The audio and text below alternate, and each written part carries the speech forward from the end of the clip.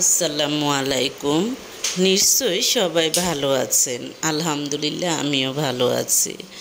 হ্যাঁ, একচেটিয়া সবাই এতদিন বলছে যে যা হোক বৌমাদের শাশুড়ির অবস্থা বা তাদের বিভিন্ন ধরনের কাহিনী সবাই তুলে ধরেছে। এবার আমি একটু অন্য বিষয়ে কথা বলবো। হ্যাঁ, সব ক্ষেত্রে যে শাশুড়ি ননদের দোষ তা কিন্তু নয়।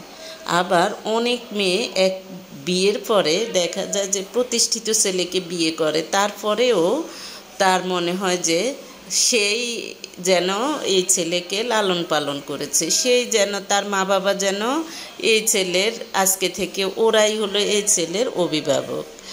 তা কিন্তু মনে করা উচিত না। তখন সে দেখা যায় যে বিভিন্ন ধরনের কর্তৃত্ব শুরু করে। কর্তৃত্ব বলতে যেমন আমাকে আলাদা রাখতে হবে, আমাকে এটা দিতে হবে, ওইটা দিতে হবে, বা বিভিন্ন ধরনের বাহানা করে পরিবারে একটা গণ্ডগোল সৃষ্টি করে, বা মা বোনের নামে বিভিন্ন ধরনের মিথ্যা কথা রটিয়ে হাজব্যান্ডের কাছে বলে। তখন দেখা যায় যে হাজব্যান্ডের মধ্যে এবং মা বোনের মধ্যে সম্পর্ক ভালো থাকে না।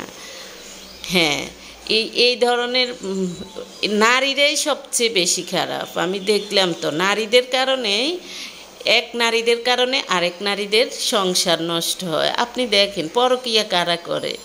হ্যাঁ, একটা নারী যদি একটা পুরুষকে জায়গা না দেয় তখন সে কিভাবে যায় আরেকজন নারীর কাছে। নারীরাই হলো পৃথিবীতে সবচেয়ে নিকৃষ্ট, নারীরাই হলো সবচেয়ে খারাপ। হ্যাঁ, সবাই না, অনেকে আছে এক বাচ্চা নিয়েও থাকে, হাজব্যান্ড মারা যায় তারপরেও বিয়ে বসে না। আবার অনেকে 2-3টা সন্তান রেখেও চলে যায় আরেক পুরুষের সাথে।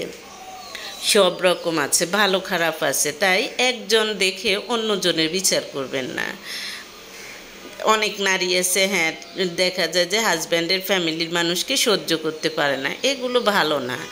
আপনার মনে রাখতে হবে এই পর্যায়ে আসার জন্য, একটা ছেলেকে এই পর্যায়ে আনার জন্য একটা ফ্যামিলির অনেক ত্যাগ আছে।